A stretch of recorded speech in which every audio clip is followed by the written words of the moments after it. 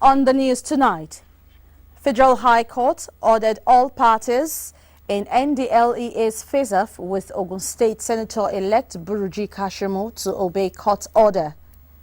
Victims of Iyanagbajo fire incident continue to recount their losses. Politicians comply with the Code of Conduct provisions by declaring their assets. And in sports, Flying Eagles record first victory at the ongoing FIFA Under-20 World Cup as reactions trail FIFA crisis. Good evening and thanks for joining us. I am Adeola Omokivie.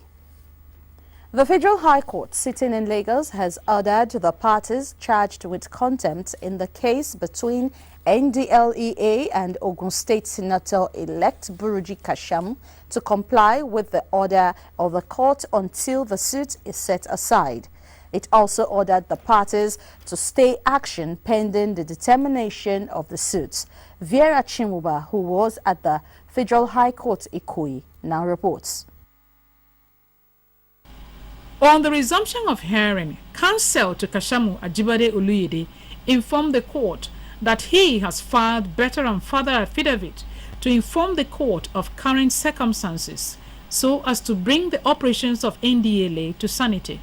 Ms. Oluyede, who exhibited a press release issued by the NDLEA in which it said the order of the court was inconsequential, also told the court that NDLEA forced him to sign an undertaking before its men could vacate his client's residence. He sought orders of the court to nullify the directive of the Attorney General of the Federation, the application of 28th of May in which the UK court had exonerated him of drug-related charges, an order restraining NDLEA from commencing extradition proceeding in line with UK court judgment. Others include an order nullifying any warrant from any court for arrest, harassment or intimidation in respect of extradition.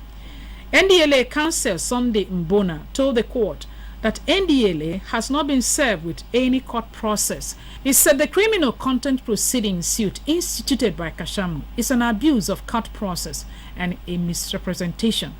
He asked the court to strike out the suit and make an order to preserve the rest. Justice Ibrahim Buba of the Federal High Court acknowledged that he had cited the warrant of arrest signed by Justice Seidu of the same court. He, however, ordered the contemnor parties to uncompromisingly comply with the order of the court pending the determination of the suit. In Lagos, Vera Chimuba, NTA News. Landlords of the unfortunate Iyanagbajo tanker inferno are yet to come to terms with reality of becoming homeless. Jesuto Moses, who visited the scene, reports that tenants and shop owners are still wailing over their burnt wares and property as commercial activities are also gradually resuming in the area. The evil tanker has been pushed by the roadside to allow free flow of traffic. For commercial drivers and those whose shops and houses were not affected in the incident, it was business as usual, as they thanked God that the evil passed over them. When I got to broke my shop in order to people helping me to bring things out. Thank God at the end of the day, the fire is not up to. I really thank God. We really thank God because we didn't even expect the fire is not going to reach here. It, however, was a sorrowful ordeal for those hit by the incident as they remained confused over the shock and trauma of economic downturn. This house belongs to Alhaji Onifade. It was a serious bunch on the building, rendering the owner homeless.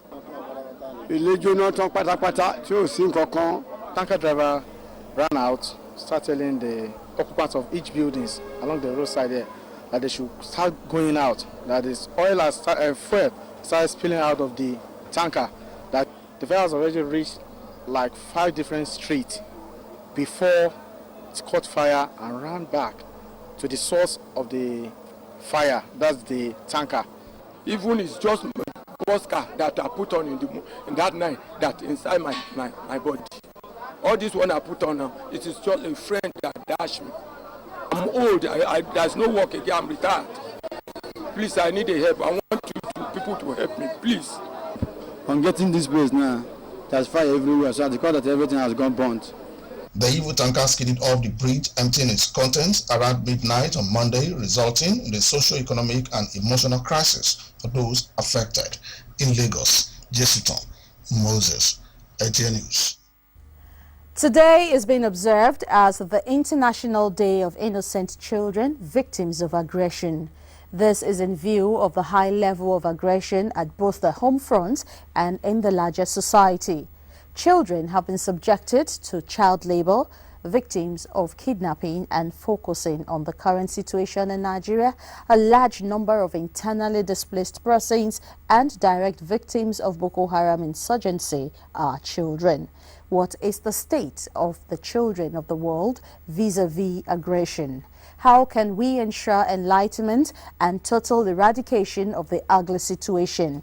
These are the focus of this special interview to mark the day. And I have with me in the studio, Boma Ozobia, a legal practitioner. You're welcome on the news tonight. Thank you. Okay, quickly, you have heard all we have to say on that. But let's quickly talk about the kind of aggression you will say are targeted at children around the world. Well, aggression is aggression. It's verbal or physical lashing out against an individual, and children certainly. So let's start with Nigeria, where we allow corporal punishment. In some countries that has been banned. That can be considered aggression because you will not flog an adult for doing something wrong. Why should you flog a child? Some believe it's the right way to correct a child, but that may not necessarily be the case. Okay. Then beyond that, yelling at children. Again, they are little people. They deserve the same consideration and respect that bigger people have. And in fact, more so, because they're vulnerable as opposed to the adult individual. Okay. Why do you think this aggression takes place? Various reasons. A lack of respect. In places like the northeast of the country with the Boko Haram insurgency, they're the most vulnerable of the three categories of persons. So first the men, the women, and then the children. And children are the most vulnerable. So, we also have a lot of trafficking taking place, again, because children are vulnerable. Yeah, to some children, they wouldn't know that it's a form of aggression, a form of abuse. How can they be enlightened? How can they work with that? Well, we are party to the UN Convention on the Rights of the Child, and we have domesticated that. I think 16 of our states have also passed their own laws. And part of what they have to do, which Lagos certainly has done successfully, is ensure that that law the children are aware of what the law says and what their rights are. So you break it down from however number of pages into form that they can understand. Simple English, telling them their rights, telling them what they're entitled to, so that if somebody treats them in a way they're not supposed to, they know that that's wrong. And then telling them where to get redress. Okay, just like in foreign countries, a child can pick up the phone and dial 911 and lay complaints. Can it be done here? Absolutely, it can be done here, and it should be done here, because aggression is not only external. If it was only external, then naturally you can say the child can go to the parent, or whatever adult has care and custody of the child. But what if that aggression is coming from that individual? Then the child needs to have access to external help. Okay. And a helpline would certainly be something that welcome development. Yes. Okay. You've talked about Lagos and how they've put up a law to ensure the protection of children. What is the situation generally, do you think, is in Nigeria? Nigeria generally, some places children are at greater risk than in other parts of the country. Okay. In the northeast, for example, we have a lot of children in the IDP camps. A lot of those children are unaccompanied because they've had to flee without parents, and so they're especially vulnerable. We've had reports of those children being trafficked from the camps. Luckily, the federal government has not taken those reports lightly. Okay. From what the reports we're getting, NEMA certainly is working very hard to ensure that the children are protected. Okay. Who are the perpetrators and what are the legal protection for these children? Can you enumerate them so our viewers can actually know, what they're doing that is wrong and, how they can protect their children? Where it is violence against a child, sexual abuse, for instance, that is a crime. And so the justice will take its course via the criminal justice system. Okay. Similarly, trafficking. Where a child is trafficked, there is an agency that has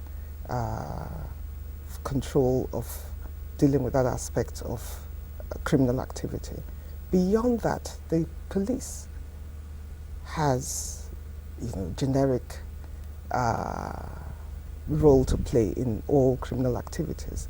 So reports can be made to the police, it can be made to NAPTIP as a starting point. Okay, it's like you just answered the next questions. Who should enforce these laws and how? Indeed. So every Nigerian, not just the police not and just all the the police. agencies and When we parastatals. see a child being abused, when we see aggression against a child, we have a duty to protect that vulnerable young person. We have a duty to intervene if there's no direct danger to you as the individual, because you're obviously not armed. If there is a direct danger to you, then make sure that we get the law enforcement agencies immediately involved. But intervene and get the law enforcement agencies to do their work by reporting the incident. Yeah, there are cases of people who see such things and this I don't care attitude comes to play. What advice do you have for such people? I don't care attitude is what got us where we are as a country. We need to begin to care. We need to understand that we're citizens of a common nation, and every individual right that's not enforced eventually means a derogation of your own right. Because the more abuses there are and the more that people get away with it, impunity begins to be the state of play, and it will eventually get to you. So we have to uphold standards. We've got to make sure that people, particularly children, their rights are protected. So it's not just from the home front now. In schools, everybody should try and protect the child. Everywhere you see a child hawking during the day when they should be in a school, for instance, don't ignore it. That child without an education is your next possible armed robber tomorrow. Wow, that's true. So that impacts on you at some point. So don't think it's not your business. It is. Okay, now that shows we need enlightenment. Okay, enlightenment to eradicate this ugly situation. Who should lead the way and what strategies should be adopted? Well, government in the first place, because we gave that job to them. We pay our taxes. There ought to be sufficient budgetary provision for enlightenment and for ensuring that children's rights are protected. Okay. We also have in the Child's Right Act specific rights which the government has to ensure that these children receive those entitlements, and therefore that's the start, followed by the citizens. Okay. Thank you very much. So it behoves on all Nigerians to ensure that aggression against children is kept to the barest minimum. It stopped. Stopped completely. Stopped completely. Okay. That's what we must do. All right. Thank you very much for the enlightenment. You're welcome. Thank you for joining us. Still ahead, politicians comply with Code of Conduct regulations as Flying Eagles record their first win over North Korea in the ongoing FIFA Under-20 World Cup. Let's stay with us.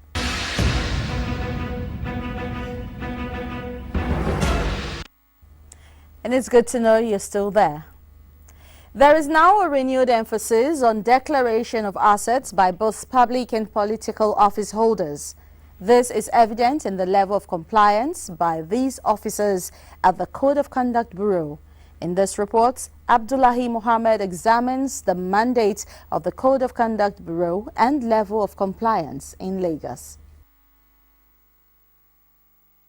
Section 153 of the 1999 Constitution mandates the Code of Conduct Bureau to ensure that both elected and public officers conform with the principles guiding their conduct in office, while the fifth schedule of the section empowers the Code of Conduct Bureau to collect information regarding assets of office holders with a view to monitor how these officers acquire wealth.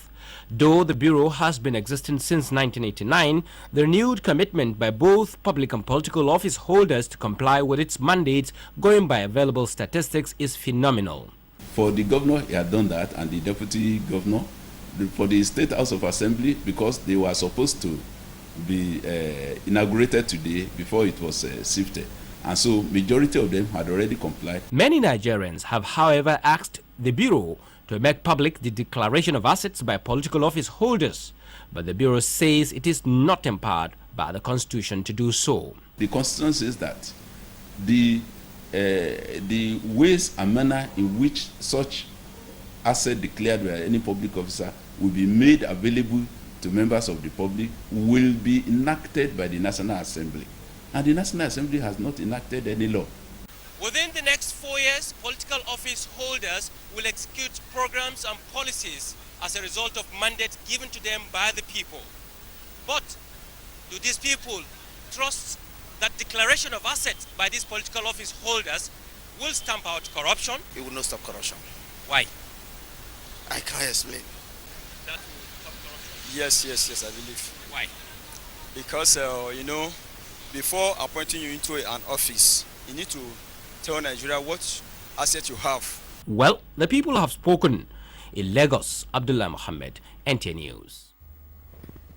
Lagos State Governor Akinwumi Ambode has charged the state workers to render service that will hold the future for everyone. The governor made this call during his meeting with the state civil servants in Alausa, Ikeja.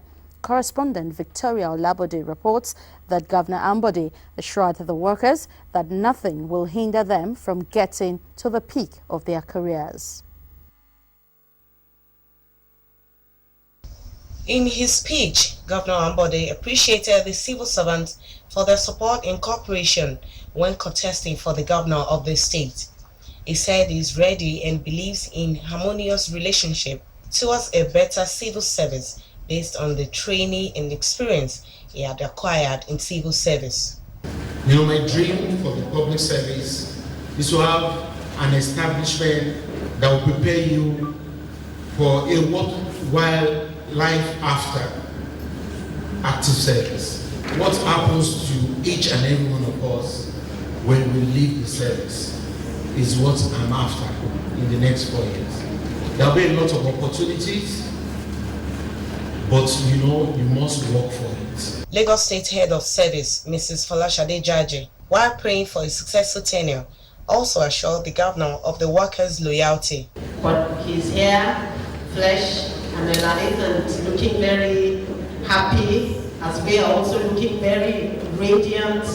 And I can see that it's really going to be a beautiful 4 years together with a lot of good things for each and every one of us. The governor said he can't ask for more, but for the cooperation of about 128,000 workers of the state. From Lagos, Victoria Olabode, NTA News. Now sports. Guests on NTS Current Affairs program, Good Morning Nigeria, say Nigeria requires a formidable football governing body that will be recognized by law to rekindle the country's football potential. This is as the World Football Governing Body FIFA is currently battling with leadership challenges as its president Sepp Blatter resigns in the wake of alleged corruption practices. Salihu Abdullahi reports. Sepp Blatter's notice to resign the position he holds since 1998 has been generating mixed reactions, especially among soccer fans across the globe. Sports analysts on the program say the planned resignation by FIFA president was the right step to restore confidence in the World Football Governing Body. The process, they added, will facilitate free investigation into alleged corrupt practices in FIFA. This is a game that drives on the players. It is a game that survives on the followership of supporters. These two groups are not represented anywhere in FIFA. You don't find, Sepp Blatter didn't play football, Hayatou didn't play football. And that is why a lot of misnomers have been overlooked by FIFA. By FIFA regulation, by FIFA statutes, Nigeria does not today have a single football club. Everybody forgets that FIFA is a non-profit organization. So it's the biggest and the most profitable NGO in the world. They want similar reform replicated in the Confederation of African Football, CAF, and Nigeria's Football Federation, NFF, to boost Africa's soccer image and encourage participation by all. To have a proper football governing body in Nigeria, what we need to do is, just as FIFA has done in Switzerland, is to incorporate this body we say is NFF, incorporate it as a Corporate Affairs Commission. The issue of integrity has to be enshrined in the statute. We need to re-examine the statute, make it compliant with what is practicable. FIFA is responsible for the organization of football's major international tournaments, notably the World Cup, which commenced in 1930, and the Women's World Cup, which commenced in 1991. In Abuja, Salihu Abdullahi, NTA News. Flying Eagles fly over North Korea to get back on track at the FIFA Under-20 Championship in New Zealand as French Open enters its business end. Ayodeji Makinde reports.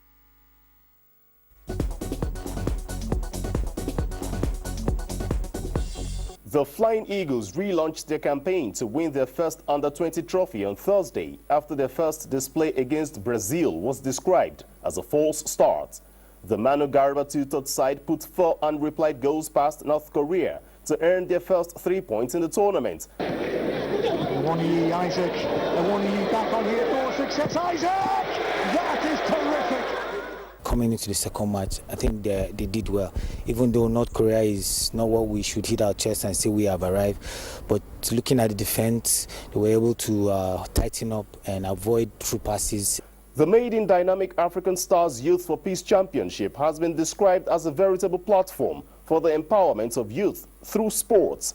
The 2-week competition, which held in Abuja, featured 23 teams across the country, with Texas White FC of Abuja defeating Ejele FC of Delta State in yellow jersey 11-10 on penalties in the final. We want to pick about 30 players. Then we invite them together for the final screening, in which 15 will be screened and join with other 10 players we have on ground for a tour in Denmark by July. World number 1 Novak Djokovic will take on 3rd seed Andy Murray in one of the men's semi-final at the French Open on Friday, while Joe Wilfried Tsonga would bank on home support in the other pairing against Swiss smasher Stanislas Wawrinka. With sports updates, Ayodeji Makinde, NTA News. And the sports report does it on NTA 2 News at 7. Please join us at 9 for network news and 11 for our late night news. Good evening.